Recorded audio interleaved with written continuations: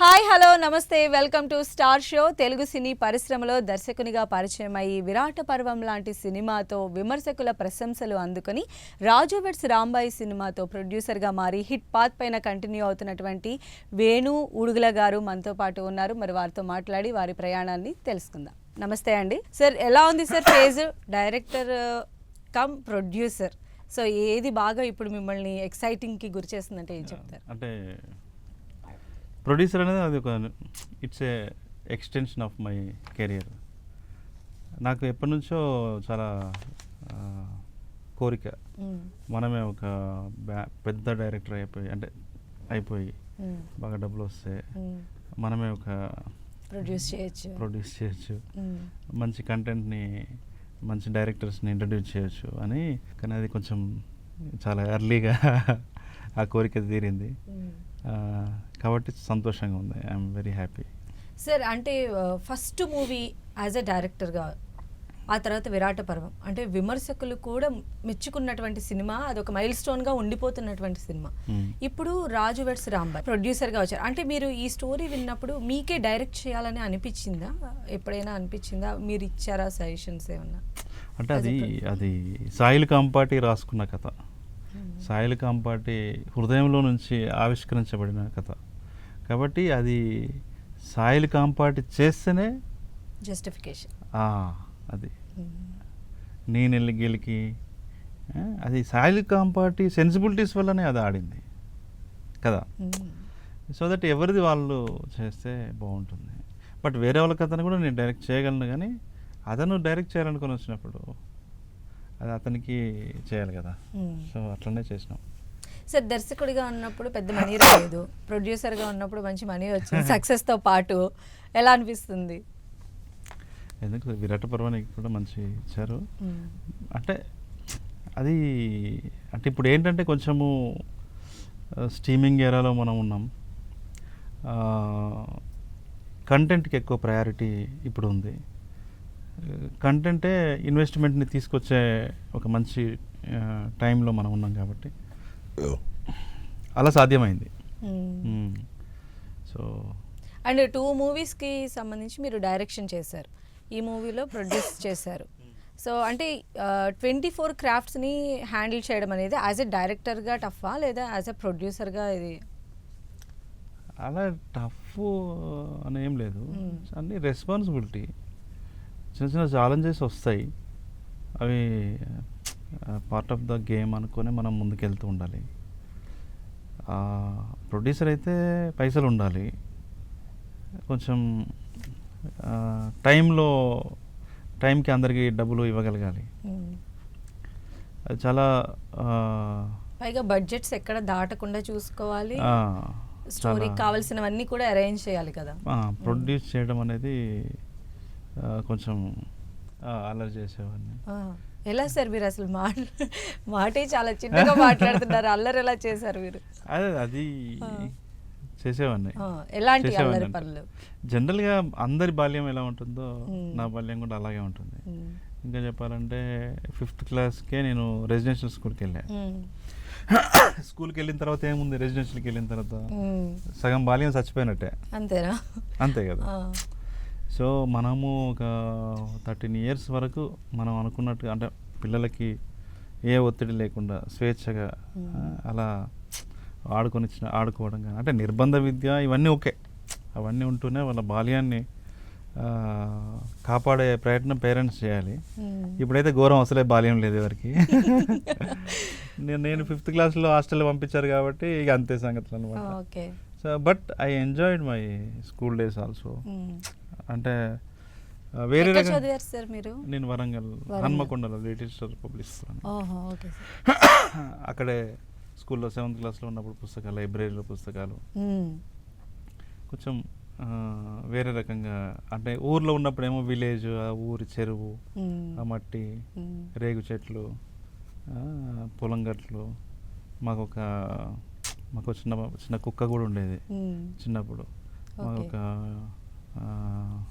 దాన్ని ఏమంటారు పొట్టేలు కూడా ఉండేది. అది నేను పోటీ పడి పరిగెత్తేవాళ్ళం. బాగా ఇష్టం ఉండేది నాకు చాలా చిన్నప్పుడు. అంటే నేను 3rd క్లాస్ ఆ టైం బాగా గుర్తుంది. సో చాలా అంటే చాలా ఇష్టం ఉండేది. ఆ కుక్క చనిపోయింది. ఓకే. తర్వాత ఎప్పుడు మళ్ళీ పెట్ అనేది అది నాకు చిన్నప్పటి నుంచి అది ఉంది మైండ్లో. అలాగే ఒకరోజు మేము ఎండాకాలంలో బయట పడుకున్నాం. సడన్గా లేచేసరికి ఇట్లా చూస్తే మా ఇంట్లో ఆ పొట్టేల్ని దాన్ని ఏమంటారు పోగులు పెడుతున్నారు అనమాట. చాలా హార్ట్ బ్రేకింగ్ అనిపించింది. నేను పోయం కూడా రాసిన దాని మీద. ఓకే. సో అదేంటంటే దానికి అదే ఏదో మూర్చొచ్చి చచ్చిపోయింది. అందుకనే దాన్ని ఇక అప్పటికప్పుడు పిలిపించి పోగులేసారు. తెల్లారితే మళ్ళీ స్మెల్ వస్తుందని అట్లా, అంటే స్పాయిల్ అవుతుంది కదా అట్లా అనమాట. సో ఇలాంటి బాల్యం ఎమోషనల్గా హ్యాపీగా రకరకాల మిక్స్డ్ ఎమోషన్స్. అంటే ఇదంతా మనకి తెలియదు. ఎప్పుడన్నా ఇలా అనుకున్నప్పుడు నాకు అప్పుడు అది పొట్టేలది గుర్తొచ్చింది. అరే అది దాన్ని ఇట్లా అరే ఎట్లా ఉండేది, దాని కొమ్ములు ఇలా తిరిగి నాకు ఇప్పటికీ గుర్తు అనమాట. సో మాకు కొంచెం వ్యవసాయం ఉండేది అప్పుడు చిన్నప్పుడు. అందరము సాయంత్రం పూట ఊర్లోకి వెళ్తాం కదా, ఊర్లోకి వెళ్ళేటప్పుడు ఆ కుక్క, ఈ పొట్టేలు, మా తమ్ముడు, మా బ్రదర్స్, మా అమ్మ గడ్డి మోపెత్తుకొని అది నాకు అవి గుర్తొస్తూ ఉంటాయి. సమ్ టైమ్స్ నిజంగా ఇది మన జీవితంలో జరిగిందా అనిపిస్తుంటుంది. అంత బ్యూటిఫుల్ నాస్టాలజిక్ ఇన్సిడెంట్స్ అనమాట. సో అలా దాని మీద పోయం కూడా రాసిన నేను యాక్చువల్లీ చైల్డ్హుడ్ మీద. నేను చూస్తా చూసి మధ్యలో చెప్తా. అయితే సార్ ఫిలిమ్స్ వైపు రావాలి అన్నది ఎప్పుడు వచ్చింది మీకు? అది చాలా అది సహజంగా జరిగిపోయింది. అంతేనా? న్యాచురల్గా. అంటే చిన్నప్పటి నుంచి నాకు ఆర్ట్స్ అంటే చాలా ఇష్టం ఉండేది.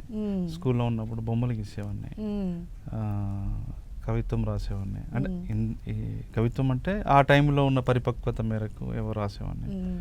లైక్ ఫస్ట్ రాసింది గుర్తుందా సార్ ఏమన్నా? చాలా చీప్ ఉంటుంది. చిన్నపిల్లలు ఎట్లా తప్పటడుగులు ఎట్లా ఉంటాయో అలా ఉండేటివి రాతలు అంతే. అది అప్లాజ్ వచ్చిన కవిత కానీ పోనీ బయటికి వినిపించేవాడిని కాదు. ఫ్రెండ్స్కి గర్ల్ ఫ్రెండ్స్ అప్పుడు ఏం లేదు, చిన్నప్పుడే కదా. చెప్పట్లేదేమో లేండి, మీరు రాసేసుకుంటాం. చెప్పండి. సో బాగుండేది. సో నేను ఒక 10th క్లాస్లో ఉన్నప్పుడు ఒక నవల రాశాను. 10th క్లాస్కి? 10th క్లాస్లో ఉన్నప్పుడే నవల రాశాను. అది మంచిగా అనిపిస్తుంది. మీ ఫ్రెండ్స్ సార్ అయితే? వసంతకాలమా దాని పేరు ఏదో పెట్టా, నవల పేరు. Okay. So intermediate first year ఆ టైంలో కథల పోటీలు అనేది చూస్తే 10,000 కథలకి ఫస్ట్ బహుమతి అని అంటే పైసలు వస్తాయి కదా. అవును. ఎట్లా ఊటీకి వెళ్దాం అన్నట్టుగా ఫ్రెండ్స్ అందరం కలిసి అప్పుడు డబ్బులు వస్తే వెళ్దాం అని చెప్పి రాసాం అనమాట. పంపలేదు, మా ఇంట్లో డిసప్పాయింట్ చేస్తుండే, ఇదేం కథ ఇదేమో చదువుకోక ఇది కాపీ కొట్టావు అది ఇది అని అంటే ఇక నేను అది పంపలే. వరంగల్ సిటీ కేబుల్కి సీరియల్స్ చేసేవాళ్ళు అనమాట. అంటే ఇట్స్ ఎర్లీ 2000 అట్లా. సీరియల్ చేసేటప్పుడు అసిస్టెంట్ డైరెక్టర్ కావాలని నన్ను తీసుకుపోయారు. అది చూసిన తర్వాత నాకు అనిపించింది వాళ్ళంతా చిన్న సెటప్లో తీసేవాళ్ళు. నాకు అప్పటి వరకు స్కూల్లో ఉన్నప్పుడు రామ్ గోపాల్ వర్మ సినిమాలు, కే విశ్వనాథ్ సినిమాలు ఇలా వేసేవాళ్ళు. మంచి టేస్ట్ ఉన్న సినిమాలే, అంటే మంచి సినిమాలు వేసేవాళ్ళు. సినిమాల మీద ఇంట్రెస్ట్ అయితే ఉంది కానీ మేకింగ్ అనేది అంత లేదు. రైటింగ్ మీద ఉండేది ఫస్ట్ నాకు ఇనిషియల్గా. ఎప్పుడైతే వీళ్ళకి అసిస్టెంట్ డైరెక్టర్ వెళ్ళానో నాకు కూడా స్టార్ట్ అయింది మన తొందరగా రైటర్ అనిపించుకోవాలని. ఇట్లా డెవలప్ అయింది. ఒక టెలిఫిలిం రాసా, అది వేరే వాళ్ళు తీసుకొని చేశారు. తర్వాత సీరియల్ రాస్తే బాగుంటుంది అనిపించింది, అంటే సిటీ కేబుల్కి ఒక 6 ఎపిసోడ్స్. సో అప్పుడు నేను ఈ శనివారం నాదని మల్లాది వెంకటకృష్ణమూర్తి నవల చదివా అప్పుడే. అందులో ఆ నవలలో హీరో ప్రొటాగనిస్ట్ ప్రతి శనివారం ఒక మర్డర్ చేస్తుంటాడు. అది నన్ను మళ్ళీ అట్రాక్ట్ చేసింది. ఇదేదో బాగుంది అంటే నెక్స్ట్ ఏం జరుగుతుంది అని ఒక ఇంట్రెస్ట్ ఉండేది, థ్రిల్లర్. సో నేనేం చేశానంటే నా దాంట్లో కూడా హీరో మర్డర్ చేస్తుంటాడు, కాకపోతే ఆదివారం. అంటే చిన్న చేంజ్, అంటే మనకు ఏదో రాయాలని, డ్రైవింగ్ ఫోర్స్ అనేది కావాలి కాబట్టి ఏదో రాయాలని ఉండేది. కానీ అది రాయడానికి కావాల్సిన జీవిత అనుభవం కానీ, నాలెడ్జ్ కానీ, అంత ఊహాశక్తి కానీ లేదు. కానీ నాకున్న సెన్స్ ఏమో పెద్దగా ఉండేది. అంటే రామ్ గోపాల్ వర్మ సినిమా, సత్య సినిమా నా మీద బాగా ఇన్ఫ్లుయెన్స్. ఓకే. ఎన్నిసార్లు చూసారు ఆ మూవీ? అంటే నేను అట్లా 100 సార్లు ఏం చూడను. ఒకసారి చూస్తే నాకు బాగా ఇంపాక్ట్ ఉంటుంది అంతే. ఇంకా మళ్ళీ ఒకసారి ఎప్పుడో ఒకసారి చూస్తా, 100 సార్లు అదే పదిగా చూడను నేను. రామ్ గోపాల్ వర్మ ఇన్ఫ్లుయెన్స్ చాలా ఉండేది అనమాట. కలిసారా సార్ ఎప్పుడైనా? కలిసా. అయితే ఆ టైంలో నాకున్న విజన్ ఏమో పెద్దగా ఉండేది. మొత్తం ఇక సత్య సినిమా కంటే ఇక బాగుండాలి అనే ఫీలింగ్లో అనమాట సీరియల్. కానీ నాకున్న అది సరిపోయేది కాదు. అందుకనే నేను అది కాపీ కొట్టి కొంచెం దాన్ని జర మసాలా వేసి వేరే అన్ని ఇక మార్చేసా, మిగతా అంతా మార్చేసా. అది మాత్రం ఆ నెరేటివ్ టూల్ అనమాట వాడు చంపడం అనేది. అదే స్టోరీ ఇంజన్ యాక్చువల్లీ. అక్కడ కొన్ని వినిపించిన అనమాట, నేనే రాసాను ఆఫ్ కోర్స్. చాలా షాక్ అయ్యారు. అరే ఎట్లా, నేను చెప్పే విధానం కూడా కొంచెం అంటే ఒక విజువలైజ్ అయ్యేలాగా సేమ్ వర్మ సినిమా అంతే, రామ్ గోపాల్ వర్మ సార్ సినిమా లాగానే చెప్పేవాడిని. అరే సేమ్ ఆర్జీవి లాగా చెప్తున్నావు. అప్పుడు ఆ రామ్ గోపాల్ వర్మ ఆర్జీవి లేదు అప్పుడు. రామ్ గోపాల్ వర్మ గారు లెక్క చెప్తున్నావు, నువ్వే డైరెక్షన్ చేయన్నారు.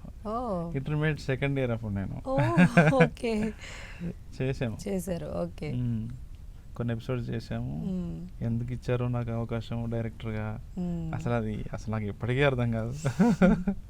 వాళ్ళు చూసారు మీలో అప్పుడే ఆ direction capacity, story telling main కదా. చాలా సంవత్సరాల తర్వాత నాకు టచ్ లోకి వచ్చారు. ఆ ప్రొడ్యూసరే హీరో ప్రదీప్ అన్న అని, వరంగల్ అనేది ఎంప్లాయ్, గెస్ట్ ఆఫీసర్. వచ్చిన తర్వాత నేను చాలా వాళ్ళు అడిగిన ఒకటే ప్రశ్న, అరే ఇంత పెద్దడు అవుతాం అనుకోలేదు, ఇట్లా డైరెక్టర్ అవుతాం అనుకోలేదు, ఇట్లా ప్రేజ్ చేస్తుంటే నాకు ఒకటే క్వశ్చన్ అడిగిన, అసలు ఒక 16 years బాయ్ అంతే, టీనేజ్ నేను, మీరు ఎట్లా నన్ను డైరెక్టర్గా నమ్మారని అడిగిన నేను. అంటే లేదు మాకు అప్పుడే అనిపించింది, నేను అప్పుడు చెప్తుంటే అన్నారు. వాళ్ళప్పుడు చాలా ఆ సినిమా అంటే ఆ సీరియల్ ఓపెనింగ్ కూడా అక్కడ ఎమ్మెల్యేలని వాళ్ళని పిలిచి చాలా హంగామా చేశారు వాళ్ళు. ఆ ఫొటోస్, ఆ పేపర్ కటింగ్స్ నాకు మొన్న నేను చూసా. అదే ఇట్లా మూతి మీద అంటే అసలు ఏ రకంగా ఈ ముఖాన్ని చూసి మీరు డైరెక్షన్ ఛాన్స్ ఇచ్చారు అర్థం కాదు నాకు. మంచిగా అనిపిస్తుంది. I felt and I was నిజంగా మంచిగా అనిపిస్తుంది. ఒకరు నమ్మడం అంటే మనల్ని ఎంత మంచి. మీరు పుట్టి పెరిగిన ఊర్లో రెస్పాన్స్ ఎలా ఉంటుంది సార్? మీరు యాజ్ ఎ డైరెక్టర్ అయినప్పుడు ఎప్పుడు కలిసారా ఊర్లో స్పెండ్ చేయడం? మా విలేజ్తో మాకు అనుబంధం ఉంది కానీ అంటే మా తక్కువ, చాలా తక్కువ. కానీ ఆ విలేజ్ గ్రూప్స్లో నేను ఉంటాను, వాళ్ళు బాగానే అప్రిషియేట్ చేస్తారు. ఫ్యామిలీలో ఎవరైనా ఉన్నారా సార్ ఇట్లా ఆర్ట్స్ బేస్డ్ కానీ లేదా ఫిలిమ్స్? ఎవరు లేరు. ఓకే. సో అలా మిమ్మల్ని డ్రైవ్ చేసి మొత్తానికి సినిమాల వరకు తీసుకొచ్చారు. సో ఫస్ట్ సినిమా ఆపర్చునిటీ ఎలా వచ్చింది మరి? ఫస్ట్ సినిమా అంటే నీది నాది ఒకే కథ సినిమా. నీది నాది ఒకే కథకి చంద్రబోస్ గారు ఒకరోజు నా పోయం చూసి ఫోన్ చేశారు. నాది ఆంధ్రజ్యోతిలో పోయం వచ్చింది. చూసి ఎవరు ఏంటి అని అన్ని అడిగాడు అనమాట. నేను చెప్తున్నా, అవతల వ్యక్తి చంద్రబోస్ నాకు తెలియదు, నేను ఇట్లా సినిమా డైరెక్షన్ ట్రయల్స్లో ఉన్నానన్న అని చెప్తుంటే అవునా, అయితే ఎక్కడ, ఏ ఊరు, ఎవరి దగ్గర పనిచేసావు ఏంటి అని చాలా ఎగ్జైట్మెంట్గా అడుగుతున్నాడు. ఆ గొంతు ఏంటో విన్నట్టు అనిపిస్తుండింది కానీ నేను ఆయన మనకి అంటే ఊహించాం కదా, ఊహించలే.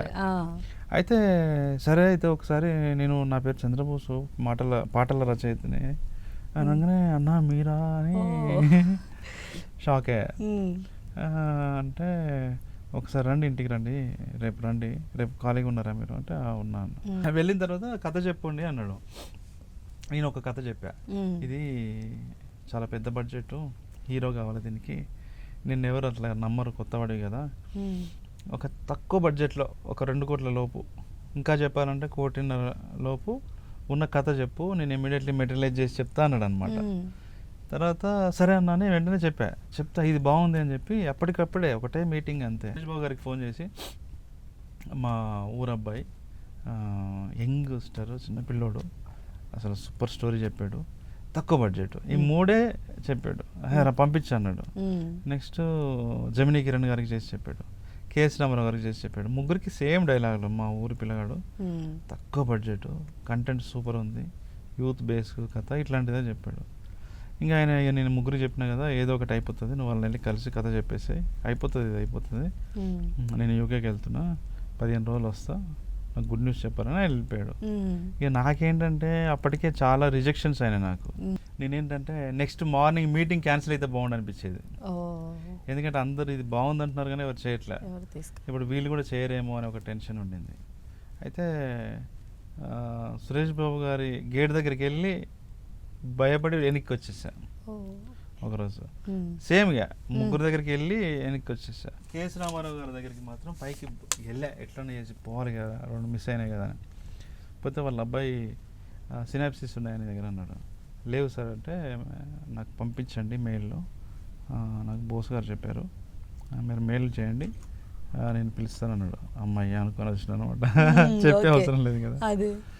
సో ఇక నేను చాలా గిల్ట్ ఉండేది, ఆయన అంతగానో కష్టపడి చెప్తే మనం ఏది అటెంప్ట్ చేయలే మీటింగ్స్ అని. ఆయన ఫోన్ చేస్తున్నాడు అంటే ఒకసారి 2 సార్లు ఈ కంపెనీస్ నుంచి ఫోన్లు వచ్చినా నేను లిఫ్ట్ చేయలే. తర్వాత బోస్ అన్న ఫోన్ చేసినా నేను లిఫ్ట్ చేయట్లేదు, టెన్షన్ ఏం చెప్పాలో అర్థం కాదనమాట. సరే ఒక 20 days 1 month తర్వాత కందికొండ గారు ఉన్నారు కదా, ఆయన ఫోన్ చేశారు ఈవినింగ్ టైంలో. వేణు ఎక్కడున్నావు అంటే ఇంట్లో ఉన్నా అన్న అర్జెంటుగా కేబీఆర్ పార్క్ వస్తావు అన్నాడు. ఎందుకన్నా అంటే ఇట్లా నేను బోస్ అన్న వాకింగ్ చేస్తున్నావు, బోస్ అన్న అర్జెంటుగా నేను పిలిపి ఉంటున్నాను, నేను అడుగుతున్నాడు. అరే వేణు ఎటుపోయిండు అది ఇది అని అడుగుతున్నాడు. అంటే అప్పటి వరకు నేను బోస్ అన్నని కలిసింది 1-2 సార్లనే అనుకుంటా. అంటే నాకు భయం, ఆయన ఏమంటాడా అని టెన్షన్ పడుతున్నా.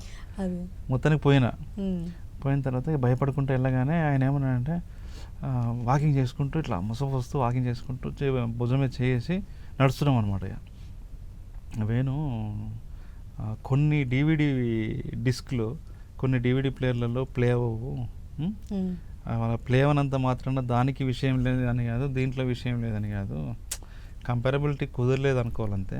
వీళ్ళు కాకపోతే వేరే దగ్గరికి పంపిస్తా, వాళ్ళకైనా నచ్చుతుంది, ఎవడో కూడా ఉంటాడు నీది కథ నచ్చేవాడు అంటే ఆయనకి నేను చెప్పాను, వాళ్ళకి నచ్చలేదేమో, దానివల్ల నేను ఫేస్ చేయలేకపోతున్నా అనుకున్నారా అంటే నేను చెప్పినా నేను ఎవరికి చెప్పలేదన్న అసలు కథ అని చెప్పిన. వాకింగ్ ఆపేసి అదేంది అన్నాడు. అంటే భయం వేసింది అన్న, ఇట్లా ఎవరికి చెప్పలేకపోయినా నేను అన్నాడు. అరే అట్లా ఎట్లా చేస్తావు నువ్వు అని కాసేపు అదేదో కొంచెం ధైర్యం చెప్పినట్టు చెప్పి ఒక పని చేస్తా అని ఒక ఆయనకు ఫోన్ చేశాడు. ఫోన్ చేసి అన్న ఇట్లా వేణు అని మా ఊరి పిల్లగా అన్నాడు, కొంచెం అంటే చిన్న బడ్జెట్ సూపర్ కథ అది ఇదని ఆయనకు చెప్పాడు.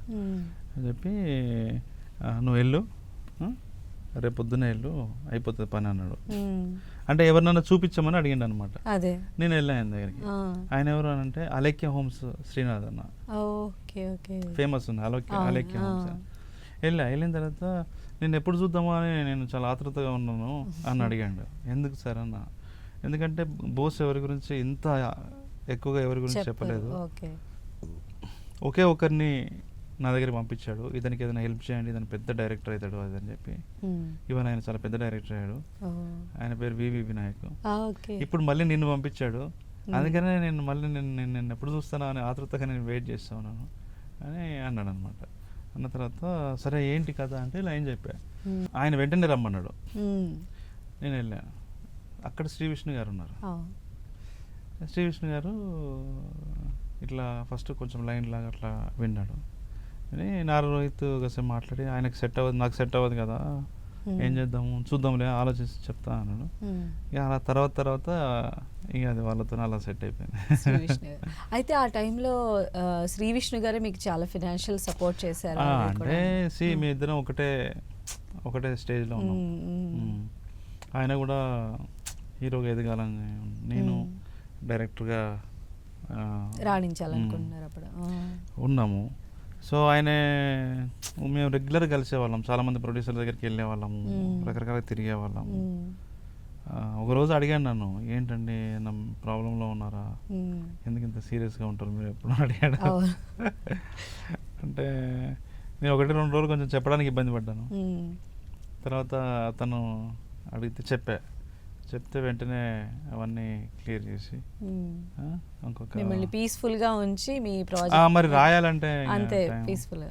అని మంత్లీ శాలరీ లాగా నేను ఇస్తా, మీకు మెయింటెనెన్స్ లాగా ఇస్తా, మనం ముందు ప్రొడ్యూసర్ని పట్టుకునే వరకు మీకు మెయింటెనెన్స్ లాగా ఇస్తా, మీరు అటు ఇటు ఎటు వెళ్ళకూడదు అని చెప్పి ఒక కమిట్మెంట్ లాగా తీసుకొని ఇద్దరం కలిసి తిరిగి ఏడు అవ్వకపోతే లాస్ట్కి రోహిత్ గారు ఒకరోజు మనమే చేద్దాం పాట అని చెప్పి రోహిత్ గారు మన ప్రశాంతి గారు అని వాళ్ళ వైఫ్ ఉంది, ఓకే, ఆవిడ, తర్వాత కృష్ణ విజయ్ కలిసి చేశారు cinema. We made in 80 lakhs, 80 లక్షల్లో చేసాం. అది అది మంచి ఆ తర్వాత విరాట పర్వం ఎలా పడింది సార్ స్టెప్? అంటే మన సాయి పల్లవి లాంటి అంటే వన్స్ మనం ప్రూవ్ అవుతే చాలు, అంతే. ఇండస్ట్రీ తీసి భుజాలకు ఎత్తుకుంటుంది, తేడా కొడితే మళ్ళీ కింది ఇసిరి కొడుతుంది అంతే. నీది నాది ఒకే కథ హ్యూజ్ రెస్పెక్ట్ వచ్చింది. నీది నాది ఒకే కథ సినిమా సెన్సార్ అయింది, 2 రోజులు అయితే రిలీజ్ అనగానే ఫుల్ బజ్ వచ్చింది, ఓపెనింగ్స్ వచ్చినాయి. ఓకే, అండ్ నాకు కూడా చాలామంది ప్రొడ్యూసర్స్ పిలిచారు, నాకు కూడా అప్పుడే అడ్వాన్స్ ఇచ్చారు, సుధాకర్ చెరుకూరి గారు అప్పుడే ఇచ్చారు. సో ఆ సినిమా బాగా వర్కౌట్ అయింది. దెన్ ఇమీడియట్లీ స్టార్ట్ అయింది అంతే, అందులో ఏమీ డ్రామా ఏం జరగలే. ఆపర్చునిటీస్ అలా మీకు తలుపు తట్టాయి. తలుపు తట్టడం అంటే మనం ప్రూవ్ చేసుకున్నారు కాబట్టి, లేకపోతే అప్పుడు ఏంటంటే ఎవరో ఇట్లాగే తెలుగు వన్ వల్ల ఎవరో బిఫోర్ నీది నాది ఒకే కథ రిలీజ్, నెక్స్ట్ ఎవరితో చేస్తున్నాం అంటే నెక్స్ట్ ఒక ఉమెన్ సెంట్రిక్గా చేస్తున్నాను అంటే ఎవరు హీరోయిన్ అని అడిగితే సాయి పల్లవి లాంటి అమ్మాయి కావాలని చెప్పిన. సాయి పల్లవితో వేణు ఉడుగుల సినిమా అని 2వ సినిమా అని రాశారు. ఓకే, అది సాయి పల్లవి చూసింది.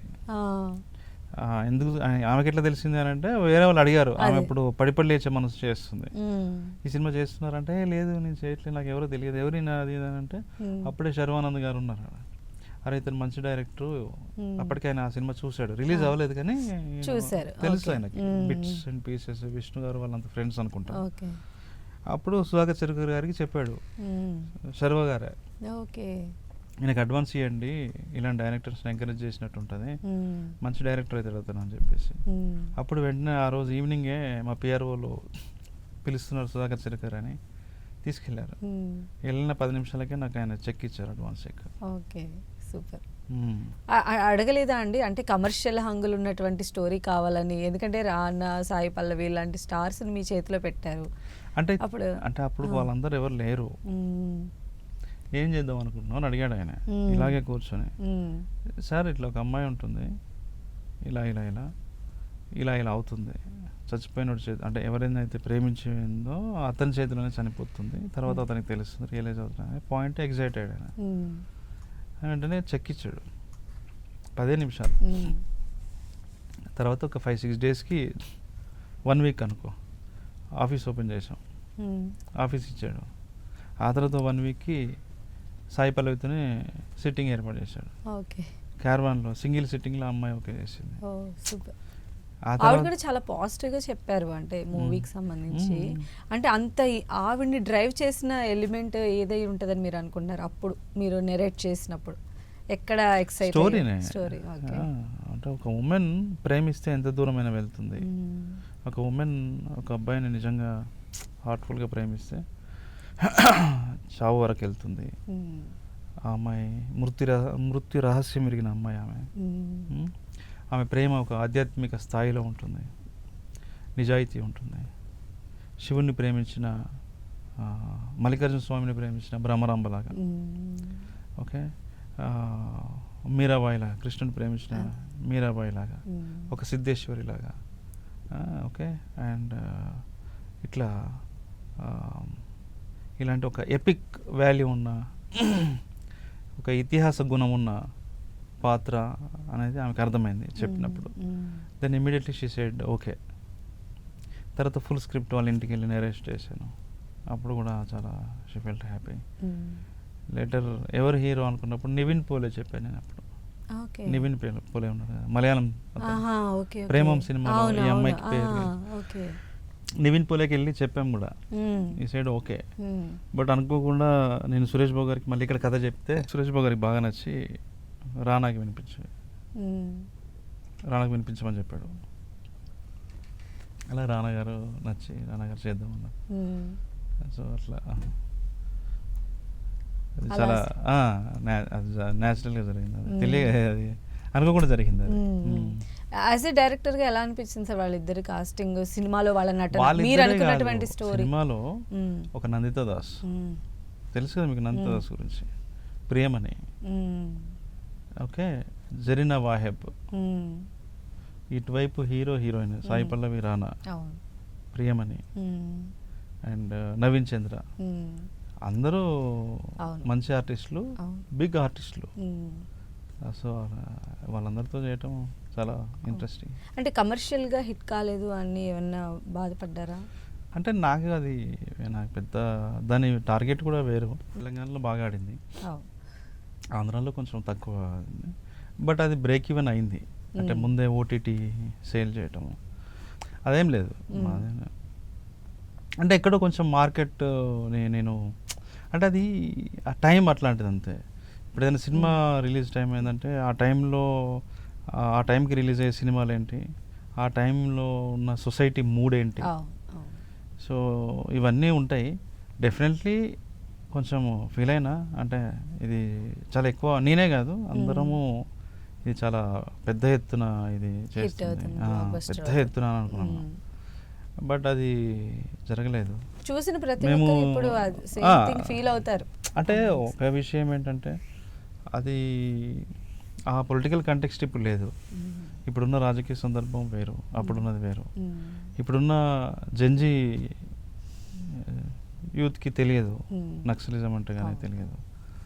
అండ్ ఆ టైము కూడా కరోనా తర్వాత, అండ్ 2 times పోస్ట్ పోన్ అయింది సినిమా. అసలు సినిమా ఉందా లేదా అనే ఒక కన్ఫ్యూజన్ కూడా జనాలకి ఉండింది. తర్వాత సమ్మర్ అయిపోయిన తర్వాత జూన్లో స్కూల్స్ ఓపెన్ అయ్యే టైంలో రిలీజ్ చేసాం. స్కూల్స్ ఓపెన్ అయ్యే టైంలో middle class, below middle class పుస్తకాలు కొనియడం, బట్టలు కొనియడం, ఫీజులు కట్టడం, లాస్ట్ సినిమా చూపించడం, లాస్ట్ వీకెండ్ ఏదో చేయటన్నా తీసుకెళ్ళటం, చుట్టాలింటికి తీసుకెళ్ళటం, ఏదో పైసలు అయిపోతాయి అప్పటి వరకే. అది 17వ తారీఖు సినిమా రిలీజ్ అయింది, జూన్ 13కి 12కి సినిమా స్కూల్స్ ఓపెన్. ఓకే, ఆ బిఫోరే జూన్ 1st వీక్లో విక్రమ్ సినిమా పెద్ద హిట్. ఓకే, ఇలాంటి అన్ని రకరకాల కారణాలు మనం వెతుక్కోవడమే. నిజానికి ఏది అసలైన కారణమో అయితే నాకైతే తెలియదు.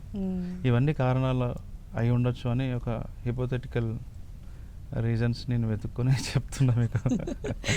అయితే ఈ మధ్య మీరు చేసిన రజాకర్ కామెంట్ అనేది ప్రెసెంట్ వైరల్ అవుతుంది. సో దానిపైన మీ స్పందన ఏంటి, మీ రియాక్షన్? ఇప్పుడు ఆ ఇంటర్వ్యూలో అతను ఏం చెప్పాడంటే, ఆ ఇంటర్వ్యూవరు ఏదో చరిత్ర మీద తీసుకొని సినిమాలు తీస్తే ఇక్కడ సరిగా ఆడదు ఇట్లాంటి ఏదో మాట్లాడుతూ ఆయన ఏదో క్వశ్చన్ ఏదో అడిగాడు. అడుగుతూ ఆయనే అన్నాడు, రజాకర్ల సినిమా తీసుకుందాము, అందులో ఉన్నాయన్నీ నిజాలే కదా అని అన్నాడు.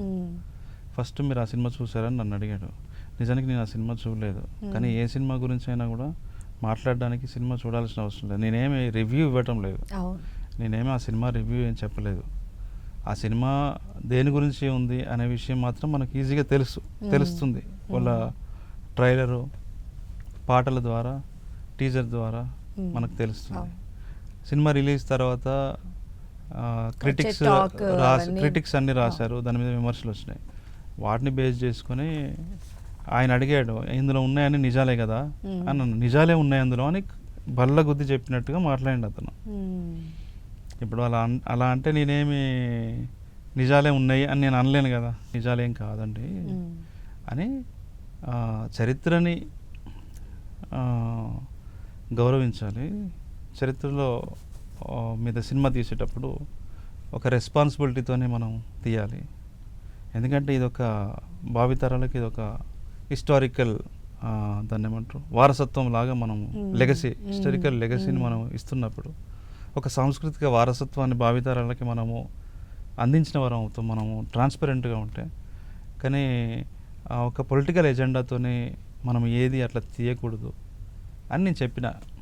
అంటే ఆ డైరెక్టర్ మీద కానీ ఆ ఫిలిం మేకర్స్ మీద కానీ నాకు ఎటువంటి కోపం కానీ ఏది లేదు, రెస్పెక్ట్ ఉంది. కానీ ఇలా తీయాల్సింది అని చెప్పిన. అలా తీశారు. అది ఒక రజాకార్ల టైంలో హింస జరిగింది, జరగలేదని ఎవరు అన్నారు. కానీ జరిగిన హింస అంతా కూడా ఒక మతం వాళ్ళే చేసింది అనేది ఏదైతే ఉందో అది చరిత్రలో లేదు, తప్పు.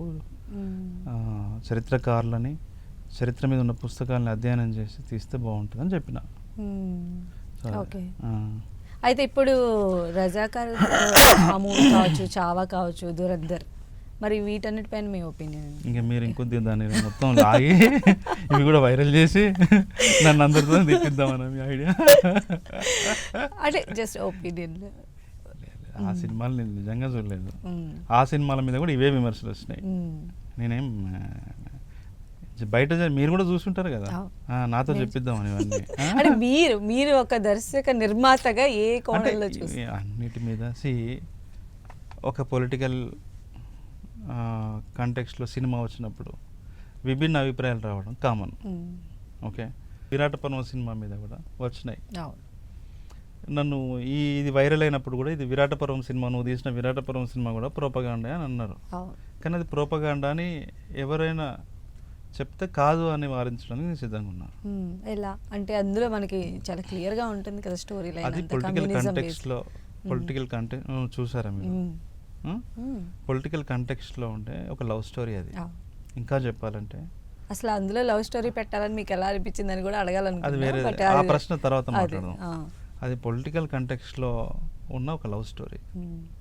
ఇంకా చెప్పాలంటే ఆ మావోయిస్టులు మీద, అంటే అప్పుడు మనకి నక్సలైట్లు అనుకుంటా, నక్సలైట్ల మీద అదొక సెటైర్. అది అర్థం కాలేదు చాలామందికి. మీరు ఒక స్త్రీ హృదయాన్ని అర్థం చేసుకోలేకపోయినారు, ఇంక మీరు సొసైటీని ఏం మారుస్తారు అని చెప్పిన సెటైర్ అది. అది ప్రోపగాండా ఎట్లయితుంది? అంటే మీరు మొత్తం అంతా ఒకలా చూపించి లాస్ట్లో కన్క్లూజన్ బిట్ అలా అనుకోమంటే అవుతుందా? అసలు మొత్తం అంతా కూడా అమ్మాయి ప్రేమ మీదనే నడిపినాం, ఎక్కడ కూడా డీవియేషన్ లేదు. ఆ అమ్మాయి ప్రేమని, అమ్మాయిని అర్థం చేసుకునే విషయంలో వీళ్ళు విఫలమవుతున్న విషయాల్ని, ఆ పాత్ర యొక్క సైకో అనాలిసిస్నే మేము డిపెక్ట్ చేసుకుంటూ వెళ్ళిపోయి లాస్ట్కి అంతా బోధపడేలాగా ఒక క్లైమాక్స్ పెట్టాం. రియల్ ఇన్సిడెంట్ కాబట్టి మేము దాన్ని ఏమి మరీ ఎక్కువగా దాని సహజత్వాన్ని తీసేయకుండా దాన్ని అలా ఉంచాం. అట్లా దాన్ని వాటిని కమర్షియల్గా చేయాలనే ఉద్దేశం నాకు అప్పుడు లేదు. చేయాలంటే చాలా చేయొచ్చు, రానా పర్సనల్ స్టోరీ పెట్టచ్చు, రానా ఎందుకు వచ్చాడో పెట్టచ్చు, తీసాం కూడా కొంత, తీసి కూడా తీసేసాం. అంటే అది ఎక్కువ. అయితే మీరు అన్నీ కూడా ఇలాంటి రియల్ ఇన్సిడెంట్స్, ఇప్పుడు ఈ రాజు వెడ్స్ రాంబాయి మీరు ప్రొడ్యూస్ చేశారు, అది కూడా రియల్ ఇన్సిడెంట్ బేస్డే కదా. అంటే మీ జోనర్, మీ మార్క్ అంటే ఇలాంటి మూవీసే ఉంటాయా? మీ నుంచి ఫర్దర్గా వచ్చే స్టోరీస్ అన్నీ కూడా ఇలానే ఉంటాయి? అలా ఏం లేదు. ఇప్పుడు నెక్స్ట్ వచ్చేది నేను డైరెక్ట్ చేసే కథ అదేం రియల్ స్టోరీ కాదు. సేమ్ ఇలానే ఉంటాయి అవి కూడా? సేమ్ నేటివిటీ అవన్నీ ఇలానే ఉంటుంది లేదా? ఇప్పుడు రాజు వెడ్స్ రాంబాయికి విరాట పర్వానికి ఏమైనా సంబంధం ఉందా? లేదు లేదు. విరాట పర్వానికి నీది నాది ఒకే కథకి ఏమైనా సంబంధం ఉందా? డిఫరెంట్ జోనర్స్ అవి. బట్ రియల్ ఇన్సిడెంట్స్ అనేది ఒక రియల్ ఇన్సిడెంట్. విరాట పర్వము, రాజు వెడ్స్ రాంబాయి రియల్ ఇన్సిడెంట్. నా ఫస్ట్ ఫిలిం రియల్ ఇన్సిడెంట్ ఏం కాదు. ఇప్పుడు నేను నెక్స్ట్ తీయబోయేది కూడా రియల్ ఇన్సిడెంట్ ఏం కాదు, ఒక నవల బేస్తో చేస్తున్న సినిమా. సో నెరేషన్ ఇలానే ఉంటుంది అయితే? ఇప్పుడు ఉన్నటువంటి సో కాల్డ్ కమర్షియల్ అవన్నీ ఉంటాయి, ఇలాగే ఉంటుంది అంటే నీకు హ్యాపీగా ఉంటుంది అంటే ఇలాగే ఉంటుందని చెప్తా. అంటే నా కోసం చెప్పడం అని కాదు, అంటే వేణు గారిలో ఏమన్నా డిఫరెంట్గా చూడబోతున్నామా ప్రేక్షకులు కోరుకుంటున్నారు? ఇప్పుడు ఈ 3 సినిమాలు డిఫరెంట్ గానే ఉన్నాయి కదా, దేనికి దానికి సంబంధం అంటే stars involvement, big star cast తో అట్లా పెద్ద హీరోలే ఉంటారు. నెక్స్ట్ జరిగేదానికి మాత్రం పెద్ద ప్రొడక్షన్ హౌస్, పెద్ద హీరోలే ఉంటారు. అప్పుడు వాళ్ళు ఇన్వాల్వ్ అయినప్పుడు మారుతూ ఉంటాయి కదా పారామీటర్స్, అట్లా అడిగాను. అంటే కొన్ని సర్దుబాట్లు ఉంటాయి, ఖచ్చితంగా ఉంటాయి, ఎప్పుడైనా ఉంటాయి. మనం ఒక పెద్ద స్టార్తో చేసేటప్పుడు కొంత వాళ్ళకు ఒక బ్యాగేజ్ ఉంటుంది, దాన్ని మైండ్లో పెట్టుకొని మనం చేయాలి. ఆ చేసే ప్రాసెస్లో కొంత డిస్కషన్ జరుగుతుంది, కొన్ని సర్దుబాట్లు జరుగుతాయి, ఒక్కోసారి మనం కాంప్రమైజ్ కావాలి, ఒక్కోసారి వాళ్ళు కాంప్రమైజ్ అవుతారు. Cinema is ultimate. సినిమాని బాగా చేయడం కోసమే ఏం చేసినా కూడా విత్ ఇన్ 4 walls ఫైట్ జరుగుతూ ఉంటుంది. అది చేసుకుంటూ ముందుకు వెళ్ళిపోవడం అంతే ఇక అట్లా. అండ్ రీసెంట్ టైమ్స్లో మనం చూస్తే తెలంగాణ బేస్డ్ వచ్చినటువంటి అన్ని మూవీస్ కూడా సూపర్ సక్సెస్ కొడుతున్నాయి బాక్స్ ఆఫీస్ దగ్గర. అవును. యాజ్ ఏ డైరెక్టర్ మీరు ఏం చెప్తారు సార్? అంటే మంచిదే కదా. ఒకప్పుడు తెలంగాణ అంటే తెలంగాణ సినిమా అంటే తెలంగాణ కథలే ఉండేది. పాలిష్ చేయకండి, చెప్పండి. తెలంగాణ కథలే అంటే కొంచెం సరిగా ఉండేది కాదు. తెలంగాణ జీవితాన్ని ఇప్పుడు కన్సిడర్ చేస్తున్నారు, తెలంగాణ బతుకుల్ని ఇప్పుడు కన్సిడర్ చేస్తున్నారు. తెలంగాణ భాషకి యాసకి ఇప్పుడు ఒక మార్కెట్ ఏర్పడింది. తెలంగాణ ఇప్పుడు ఒక మార్కెట్ వస్తువు. అది దాన్ని మనం పాజిటివ్గానే చూడాలి. మన గిరాకీ ఉందంటేనే కదా మనల్ని ఎవరైనా పట్టించుకునేది. అంటే స్టోరీ లైన్స్ అన్నీ కూడా అంటే చాలా రూటెడ్గా మనం చూసినట్లయితే కష్టాలు, కన్నీళ్ళు, స్ట్రగుల్స్, ఎందుకు తాగుడు, ఎంజాయ్ చేసుడు కూడా ఉంది కదా. Okay, most of the movies మనం చూస్తే అంటే ఎప్పుడైనా కూడా అన్ని ఎమోషన్స్లో దుఃఖం, బాధ, వేదన ఇది మనిషికి ఉంటుంది, గుండెకి ఉంటుంది. ఏ గుండెని తట్టి ఇట్లా కదిపినా బోరుని ఏడ్చే మనుషులు ఉంటారు. ప్రతి మనిషికి ఒక జీవితం ఉంటుంది, ఆ జీవితంలో బాధ ఉంటుంది, బంధాలు ఉంటాయి, బంధాల మధ్యలో ఉండే సంక్లిష్టత ఉంటుంది, డ్రామా, హ్యూమన్ డ్రామా ఉంటుంది. కాబట్టి అది ఎప్పుడు సేలబుల్, సెల్లింగ్ పాయింట్. నువ్వు Oscar best actress, best actress అని ఆస్కార్ అవార్డు ఇచ్చిన ప్రతి క్యారెక్టర్ కూడా ఏడుపు క్యారెక్టర్లే ఉంటాయి. బాగా ఏడిస్తే అది అట్లా అంటే అదేమి అంటే వెటకరంగా చెప్పట్లేదు, మనసుల్ని కదిలించేటువంటి ఇది ఉంటుంది అది హృదయం అట్లా. కాబట్టి అట్లనే తీసుకోవాలి దాన్ని. కొన్ని జరుగుతుంటాయి చిన్న చిన్న. కొంతమంది in the name of Telangana culture అస్తమానం తాగుడు, బోటి కూర దగ్గర లొల్లి పెట్టుకున్నాడు, దాన్ని ఏమంటారు నల్లి బొక్క దగ్గర లొల్లి పెట్టుకున్నాడు, ఇట్లాంటి తర్వాత పెళ్ళిళ్ళ కొట్టుకున్నాడు, ఇవన్నీ జరుగుతాయా అంటే జరుగుతాయి, జరగవనే కాదు. కానీ దాన్నే చూపించడం అనేది అక్కడక్కడ జరుగుతుంటాయి. వాటిని మనము అపశృతుల్లాగా చూడాలి తప్ప అదేం మన కల్చర్ కాదు. ముఖ్యంగా ఏంటంటే మనకి ఏ కల్చర్ అయితే సినిమాల్లో కనిపిస్తుందో ఆ కల్చరే ఆ ప్రాంతం యొక్క కల్చర్గా చలామణి అవుతుంటుంది. ఓకే, అది తప్పు.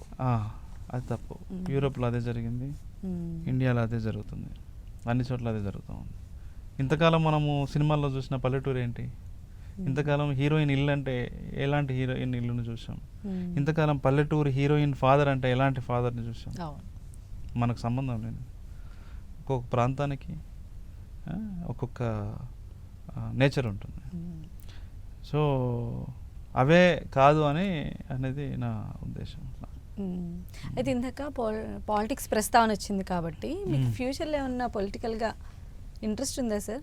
ఎందుకంటే కొంచెం మీ సినిమాలు కాస్త ఎలా ఉంటుంది కదా, అంటే మీకున్నటువంటి విప్లవము ఎందుకు లేబుల్ వేస్తున్నారు? విరాట పర్వం తీసిన అది కూడా ప్రొపగండా సినిమా కాదు. కాదు అందులో ఉండేటువంటి ప్రతి పద్యం కానీ అంటే అందులో రాసినటువంటి కవితలు ఎస్పెషల్లీ పోయిటరీ చాలా ఇంటెన్సిటీ ఉంటేనే మీరు ఎంతో దాంతో ట్రావెల్ చేస్తేనే వచ్చినటువంటి ప్రతి పదంగా మేము ఫీల్ అయ్యాం.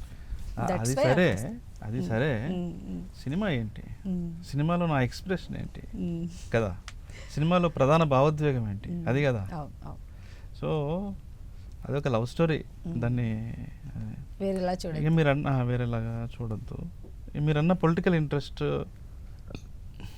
ఎవరికైనా ఉంటుంది కదా, మార్చాలి సొసైటీకి ఏదో ఒకటి చెయ్యాలి అనేది. అలా లేదండి, మార్చాలి పొద్దుగాలేసి మోంగడుకొని మీరు లవ్ స్టోరీలో చూసిన వ్యూవర్ కొంచెం కాదు, అది మీలో ఒక ఫైర్ ఉందని మార్చాలి ఇచ్చాలి అనేంత సీన్ మనకు లేదు. మార్చగలమనే నమ్మకం కానీ మార్చలేమని ఖచ్చితంగా తెలుసు. ఎవరు ఏమి దీన్ని మార్చలేరు.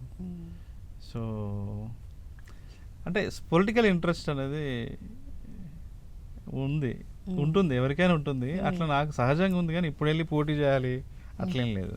ఓకే, చేస్తున్నా కూడా లేదు, పొలిటికల్ ఇంట్రెస్ట్ మాత్రమే ఉంది. ఇంట్రెస్ట్ ఉన్నది కదా. కానీ పార్టీస్ ఉన్న పార్టీస్ లో ఏది బెస్ట్ పార్టీ అనుకుంటున్నారు? అంటే ఏదో ఒకటి చేసి ఈ యూట్యూబర్స్ కానీ ఎన్టీవీ కూడా ఇట్లా అడుగుతారని నేను అనుకోలే. అయితే మొన్న మెస్సీ వచ్చినప్పుడు ఒకడు వెళ్ళి అల్లు అర్జున్ కొడుకు వస్తే వెళ్ళి ఎవరి కోసం వచ్చినామని అడుగుతున్నాడు. పాపం ఆ చిన్నపిల్లని పట్టుకొని పొరపాటున అతను నేను మెస్సీ కోసం వచ్చిన అంటే కనుక అల్లు రేవంత్ రెడ్డి కోసం రాలేదు అని హెడ్డింగ్ పెడతారు. ఆ బాబు కూడా చాలా డిప్లొమాటిక్ గానే చెప్పాడు, తెలివైనోడు కాబట్టి చెప్పాడు. అంత చిన్న పిల్లోడికే అంత మంచి పరిపక్వత ఉంది కాబట్టి ఆ పిల్లోడు చెప్పగలిగాడు. నిజంగా అబ్బాయికి అంత మెచ్యూరిటీ లేకుండా నేను మెస్సీ కోసం వచ్చిన అన్నాడు అనుకోండి, అంటే రేవంత్ రెడ్డి కోసం రాలేదా అని ఇంకోటి అనేవాడు కదా. రాలేదు అనగానే తమ్మునేలు పెట్టేవాడు కదా. ఇట్లా ఏంటంటే మీరు ఏం చేస్తారంటే ఏదో ఒకటి చేసి ఏమి చేయట్లేదు సార్, జస్ట్ సరే ఇప్పుడు మళ్ళీ అడుగు క్యాజువల్ గా మాట్లాడుకుంటున్నాము. ఇప్పుడు ఇవన్నీ డిలీట్ చేయొద్దు, ఎడిట్ లో పోవద్దు ఇవి. అస్సలు మొన్ననే ఒకటి జరిగింది ఇన్సిడెంట్. నేను మాట్లాడింది అంటే ఇంటర్వ్యూవర్ మాట్లాడిందేమో తీసేసుకున్నాడు, నేను మాట్లాడిందేమో పెట్టేసుకున్నాడు. కథా వస్తువు మాత్రమే నేను మాట్లాడింది పెట్టేసుకున్నాడు. కాంట్రవర్సీ అయింది. ఇందాక అడిగినావు కదా రజాకర్లు, అది కాంట్రవర్సీ అయింది. ఇంకోటి ఏం చేశాడు కాదు, ఇంకొకటి ఏం చేశాడు, ఈ 2 నిమిషాల 30 సెకండ్లు మాత్రము మళ్ళీ కట్ చేసి మళ్ళీ ట్విట్టర్లో పెట్టి మళ్ళీ దాన్ని యాంప్లిఫై చేశారు. అలా ఉండదు సార్, ఇక్కడ నా క్వశ్చన్ ఉంటుంది, మీ ఆన్సర్ కూడా కంప్లీట్ గా ఉంటుంది. మీరు ఎడిట్ చేసుకునే స్వేచ్ఛ మీకు ఉంటుంది. I'm just kidding. ఓకే సరే, అయితే ఇప్పుడు రానా గారు కానీ, సాయి పల్లవి గారు కానీ, శ్రీ విష్ణు గారు కానీ ఇంకా మీకు టచ్ లో ఉన్నారా? ఈ మధ్య కాలంలో ఏమైనా స్టోరీస్ వినిపించారా? టచ్ లో ఉంటాము శ్రీ విష్ణు గారితో. ఆయన ఈ మధ్య ఫుల్ ఫామ్ లో ఉన్నారు, సామాజిక వర్గంన సూపర్ బ్రేక్. ఈ టైంలో ఆయనకి ఏమైనా స్టోరీస్ చెప్పారా మరి? లేదు, ఇప్పుడు నెక్స్ట్ ఒక సినిమా, అంటే నేను డైరెక్షన్ చేయడం కాదు, ప్రొడక్షన్ లో అతన్ని అడుగుతున్నాము. కాదనరు, కథ నచ్చాలంతే. అండ్ ఆల్రెడీ చేస్తాను, కమిట్మెంట్ ఇచ్చాడు, స్టోరీ నచ్చాలి, నచ్చేలాగా చేసి తీసుకెళ్ళాలి. ఇప్పుడు ఉన్నటువంటి హీరోస్లో ఎవరితో చేయాలని ఉంది సార్ యాజ్ ఎ డైరెక్టర్గా? ఏ హీరోని పెట్టుకొని డైరెక్ట్ చేయాలని ఉంది? అందరు హీరోలతో చేయాలని ఉంది. అందరు హీరోలు అది చేస్తారు, మీరు చేస్తారు, బట్ అందరు హీరోలతో ఫేవరెట్ మీరు అనుకునేటువంటి మీ స్క్రిప్ట్స్కి? అంటే ప్రస్తుతం అయితే నాకు నానితో చేయాలని ఉంది. ఓ సూపర్. నాని గారు మంచి, అంటే మనలాగా వచ్చిన అతను కదా, రెస్పెక్ట్ బాగా. ప్రస్తుతం నానితో చేయాలని ఉంది. అలా హీరోయిన్స్లో సార్ అట్లేం ఉండదు, అలా ఏం ఉండదు, అస్సలు ఉండదు నాకు.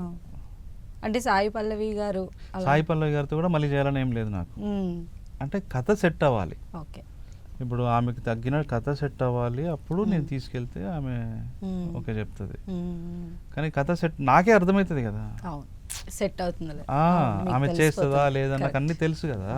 ఆమె మైండ్ ఎలా ఉంటుంది, ఆమె ఎలా ఆలోచిస్తారు. సార్ ఇప్పుడు అంతా పాన్ ఇండియా వచ్చింది కదా, ఏమంటారు సార్ మీరు? మీ సినిమా ఏదైనా వస్తుంది అలా పాన్ ఇండియా? తప్పేముంది సార్?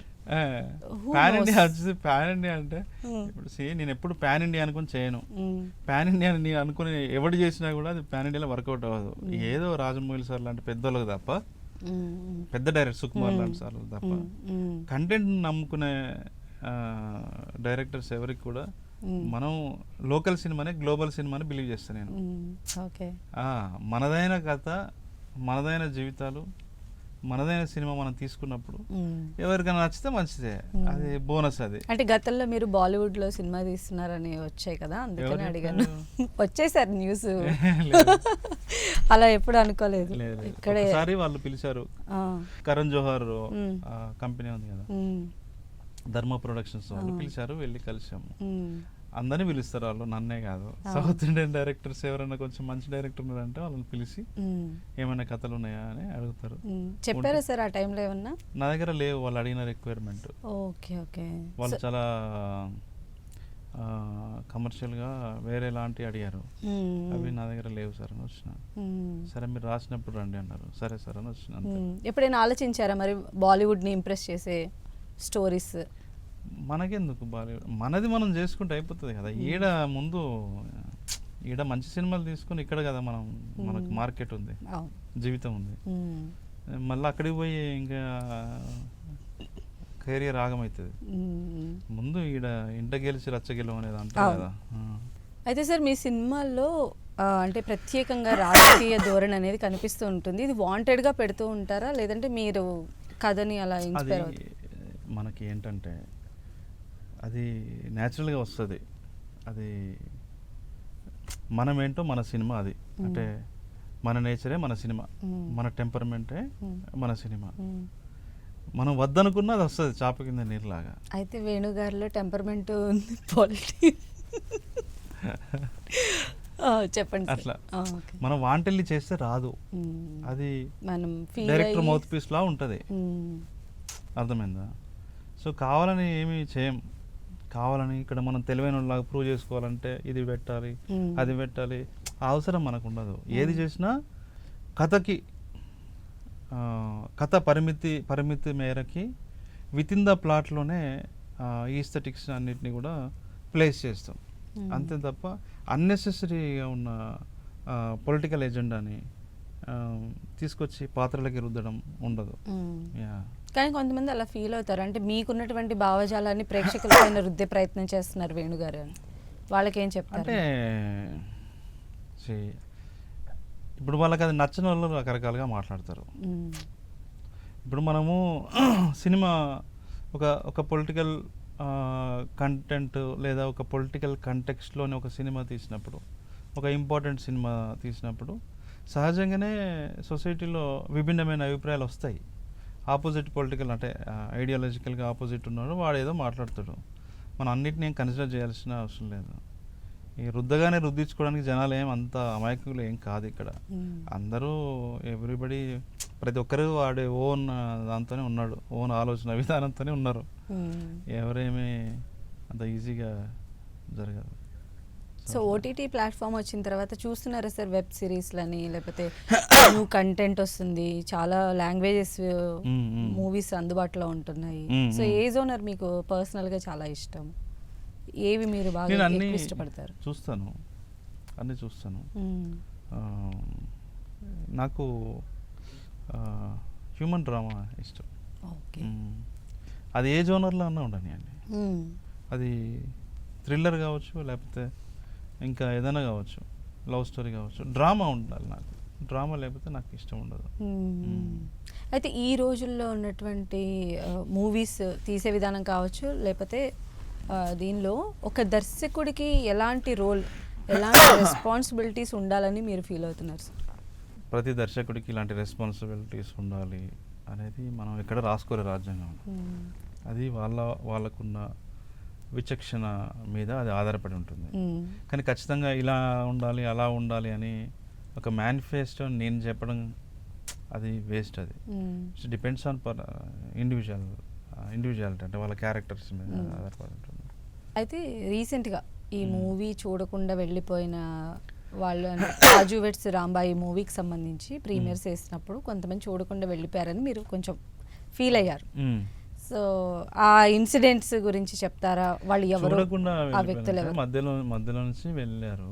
ఎప్పుడైనా కూడా ఏంటంటే సినిమా నచ్చకపోతే ఒక హాల్లో మధ్యలో వెళ్ళిపోవచ్చు, కానీ మేము ఒక సపరేట్ వేసాం అనమాట డిస్ట్రిబ్యూటర్స్ కోసం. సో ఒకరిద్దరు డిస్ట్రిబ్యూటర్స్ వాళ్ళ మధ్యలో లేచి వెళ్ళిపోయి మళ్ళీ తెల్లారి సినిమా బాగాలేదు అది అని బ్యాడ్గా ప్రొపగండా చేశారు. దానివల్ల కొంచెం ఎవరికైనా బాధ అనిపిస్తుంది కదా. ఓ 2 ఏళ్ళు పనిచేసాం దాని మీద, అవునా కదా. చాలా ఎఫర్ట్స్ పెట్టాం, చాలామంది కొత్త వాళ్ళని ఇంట్రడ్యూస్ చేసాం మేము.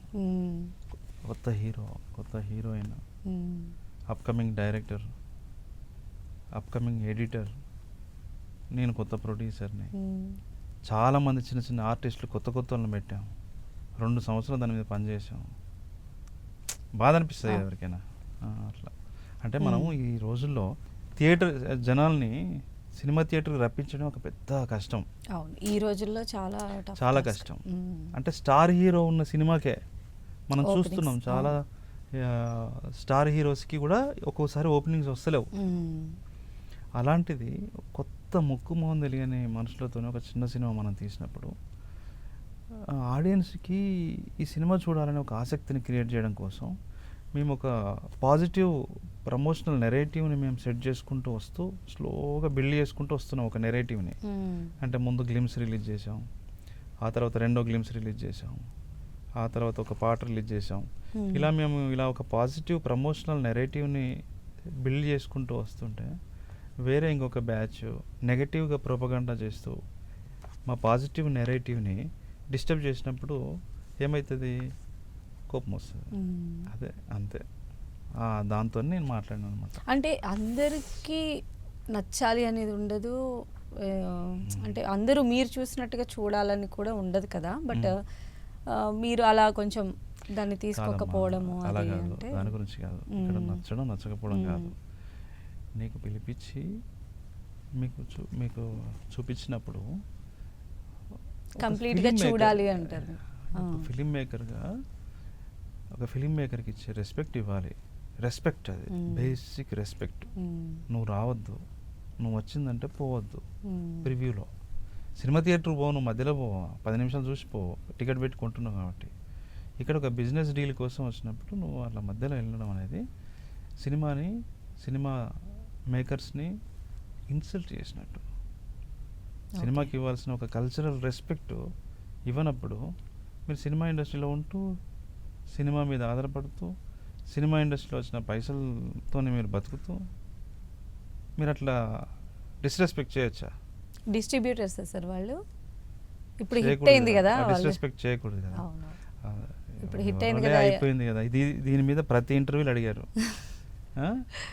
నీ సినిమా రిలీజ్ ఆల్మోస్ట్ ఒక నెల రోజులు అవుతుంది, ఒక ఇంచుమించుగా ఒక 20 days 25 days అవుతుంది. చాలా ఇంటర్వ్యూస్లో ఇదే చెప్పాం. సో వాళ్ళు కూడా సహజమే, అంటే సామాన్య మనుషులు వాళ్ళు నిజంగా మా మీద ద్వేషంతో చెప్పారా, లేకపోతే అవతలని సేవ్ చేద్దామని చెప్పారా, వాళ్ళ జడ్జిమెంట్ రాంగ్ ఉండి చెప్పొచ్చు. వాళ్ళని కూడా పూర్తిగా వాళ్ళని ఏం దోషులు చేయడానికి లేదు కదా. కాబట్టి మనం దాని గురించి తక్కువ మాట్లాడుకుంటే బెటర్. అయితే ఇప్పుడు ఉన్నటువంటి మీరు రాసుకునేటువంటి స్టోరీస్ రామ్ చరణ్ అండ్ అల్లు అర్జున్ బాగా యాప్ట్ అవుతాయని అనిపిస్తుంది. మీరు ఏమంటారు సార్? ఏంది మీరు రాసుకునే, అంటే ఇప్పటి వరకు మీ దగ్గర నుంచి వచ్చిన మూవీస్, అంటే మీకు ఉన్నటువంటి విజువలైజేషన్, మీకు ఉన్నటువంటి ఫైర్, ఇవి ఇప్పుడున్నటువంటి స్టార్ హీరోస్లో రామ్ చరణ్, అల్లు అర్జున్, వీళ్ళిద్దరికి మీ నుంచి ఒక మంచి కథ అందితే ఇంకా బాగుంటుంది అని అనుకుంటున్నారు. మీరేమంటారు దీనిపై? అది ఎవరైనా కాదంటారా అంత పెద్ద స్టార్స్? ఆ ప్రయత్నం అయితే చేయలేదు ఇంతవరకు నేనేమి. ఒకసారి అల్లు అర్జున్ గారు పిలిపించారు, జస్ట్ అడిగారు ఏం చేస్తున్నా, విరాటపురం చేస్తున్నా సార్ అని చెప్పిన, అంతే. ఇక ఏంటి కథ అంటే అది అడిగిన, ఓకే నేను సెట్ అవ్వను అన్నాడు, ఫర్దర్గా ఏదైనా ఉంటే చూడను అంతే. వాళ్ళందరికీ చెప్తారు అట్లనే, ఎందుకంటే ఎవరి దగ్గర ఏ కథ వస్తుందో తెలియదు కదా.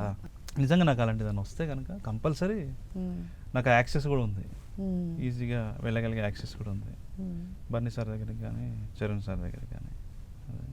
సో ఫ్యూచర్ ప్రాజెక్ట్స్ ఏంటి సార్ ఇప్పుడు యాజ్ ఆఫ్ నౌ? ఇప్పుడు ఫ్యూచర్ ప్రాజెక్ట్స్ అంటే నేను నా సినిమా డైరెక్ట్ చేస్తున్నాను, అది జనవరిలో అట్లా షూటింగ్ స్టార్ట్. షూటింగ్ కాదు, అనౌన్స్మెంట్ అట్లా. Okay okay. సో ప్రొడక్షన్ హౌస్లో ఒక సినిమా చేస్తున్నాను, స్వప్నదత్ గారు మేము కలిసి ఒక ప్రాజెక్ట్ చేస్తున్నాము, ప్రొడక్షన్ అది. ఇంకొకటి 2 ప్రాజెక్టులు ప్రొడక్షన్లో పైప్ లైన్లో ఉన్నాయి. సో అది ఇంక సిరీస్ ఆఫ్ మూవీస్ మీ దగ్గర నుంచి వస్తాయి అన్నమాట, back to back, no gaps. ఏదైనా ఫ్లాప్ అయితే గ్యాప్ వస్తుంది. అంటే ఫ్లాప్ రాకుండానే చూసుకుంటారని మేము అంటే మినిమం అయితే ఉంటుంది, మినిమం గ్యారంటీ. ఎప్పుడైనా ప్రతిదీ రాజు వెడ్స్ రాంబాయ్ లాగా బ్లాస్ట్ అవుతుంది అనేది లేదు. ఓకే, ఆ టైము, సొసైటీ మూడు, పరిస్థితులు అన్నీ ఉంటాయి, దానికి కొన్ని లెక్కలు ఉంటాయి. సో మేము ప్రతిదీ ఇలా హిట్ అవ్వాలని ఏం చేయం, మంచి కంటెంట్ చేయడం వరకే మన చేతిలో ఉంది. కొన్ని కమర్షియల్ డైనమిక్స్ని, మార్కెట్ క్యాప్చర్ చేయగలగాలి మనం, అంతే. యూత్ జెన్జీ యూత్ ఏం ఎక్స్పెక్ట్ చేస్తున్నారు, వాళ్ళకి ఏం కావాలి అనేదాన్ని. ఇప్పుడు 2 yearsకి ఇప్పుడు 8th ఉన్నాడు, టీనేజ్లోకి వచ్చేసాడు. 8th క్లాస్లో ఇప్పుడు ఉంటాడు, వాడు స్కూల్ బాయ్. వాడు ఎలా మారుతాడో మనకు తెలియదు, వాడు అల్ట్రా ప్రో మ్యాక్స్లో ఉంటాడు. మనం అప్డేట్ చేసుకుంటూ ఉండాలన్నమాట ఈ ఆడియన్స్ విషయంలో. సో అలా మంచి సినిమాలు తీయడం వరకే మన చేతిలో పని. అది బ్లాక్ బస్టర్ అవుతుందా ఇంకేమవుతుందా, ఫ్లాప్ అంటే మరీ అయితే కాదు, మరీ జనాలు తిట్టుకునేలాగైతే చేయం. కంపల్సరీ మోసం చేయం జనాల్ని, అంటే మినిమం గ్యారంటీ మినిమం ఉంటుంది. విరాట్ పర్వం మూవీలో అంటే మీ ఇంటెన్సిటీ డైలాగ్స్ కానీ పోయిట్రీస్ కానీ మమ్మల్ని చాలా ఇన్స్పైర్ చేశాయి. సో ఒక్కసారి మా కోసం వ్యూవర్స్ కోసం ఆ పోయిట్రీని ఒకసారి ఏమన్నా మాకు చెప్పగలుగుతారు? పోయిటరీ అంటే చాలా పోయమ్స్ ఉన్నాయి. ఆవేశంగా రాణా గారు చెప్తారు కదా, వారియర్ పోయం. నేను ఒకసారి చూసి చెప్పచ్చా? చెప్పచ్చు సార్. మారదులే ఈ దోపిడి దొంగల రాజ్యం, మారదులే రౌద్రపు శత్రువు దాడిని ఎదిరించే పోరాటం మనది. చలో చలో చలో చలో చలో చలో పరిగెత్తు, అడుగే పిడుగై రాలేలాగా గుండెల దమ్మును చూపించు. చలో చలో చలో చలో చలో చలో ఏ చీకటి మింగిన సూర్యుని తెచ్చి తూర్పు కొండను వెలిగిద్దాం. వంగిన వీపుల బరువులు దించి విప్లవ గీతం వినిపిద్దాం. శ్రీకాకుళంలో రాలిన పూలను గుండెకు అద్ది నినదిద్దాం. సిరిగల భూములు చెరవిడిపించి నిరుపేదలకే పంచేద్దాం. చలో చలో చలో చలో. అంటే ఇది ఆ 70mm తెర మీద అలా విన్నప్పుడు సార్ ఇలా గూజ్ బంప్స్ అంటారు కదా, అలా ఫీల్ అయిన వాళ్ళు కూడా ఉన్నారు సార్. అది అంటే ఆ సినిమా మొత్తాన్ని కూడా త్రూ అవుట్ ఎంజాయ్ చేసినటువంటి వాళ్ళు కోకొల్లలు ఉన్నారు. అండ్ మీకు కమర్షియల్గా అది అవ్వకపోవచ్చు కానీ ఇప్పటికీ ఆ సినిమా గురించి స్టిల్ మాట్లాడుకుంటారు, ఆ లవ్ స్టోరీ గురించి మాట్లాడుకుంటారు. Right, thank you so much sir వేణుగారు. ఈరోజు అంటే మీకు సంబంధించిన చాలా విషయాలు మాతో షేర్ చేసుకున్నారు. అలానే మీ కెరియర్ చాలా చాలా బాగుండాలి, మీరు అనుకున్నటువంటి హైట్స్ రీచ్ అవ్వాలని చెప్పి 10TV మనస్ఫూర్తిగా కోరుకుంటోంది. థ్యాంక్ యూ సో మచ్ అండి. My pleasure. సో ఇది వాటి స్టార్ షో, చూస్తూనే ఉండండి 10TV.